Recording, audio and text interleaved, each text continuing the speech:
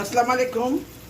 বাজার যেরকম কঠিন করা, বিশেষ করে মাছ বাজার করা, ওদের সাথে মুলামুলি করে করা খুব কঠিন।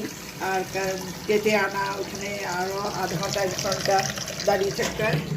তারপরে সেগুলি এনে আবার কিছু কিছু সব মাছ তো আর কাটা যায় না ওখানে, কিছু কিছু ঘরেও কাটতে হয়। এগুলো আবার গুছিয়ে রাখা, ধুয়ে গুছিয়ে রাখা আরও কঠিন ব্যাপার। 5-6 বার ধুতে হয়, ধুয়ে তারপরে হলুদ দিয়ে লবণ দিয়ে ধুতে হয়। এই আর কি কাজ। প্রতিদিনে এই কাজ। আমার এক ফ্রেন্ড কালকে আমাকে কমেন্টসে জানাইছে, ও আমার ক্লাসমেট, স্কুলে থাকতে ক্লাসমেট, যে এত যে রান্না করিস খায় কি? তো খায় কে সেটা বললে তো আপনারা আশ্চর্য হয়ে যান। আমার ফ্যামিলি মেম্বার হলো 14 জন, সব মিলে দুপুরে যা খাই শেষ হয়ে যায়, সেটা রাত্রে খাই না, রাত্রে আবার রান্না করতে হয়।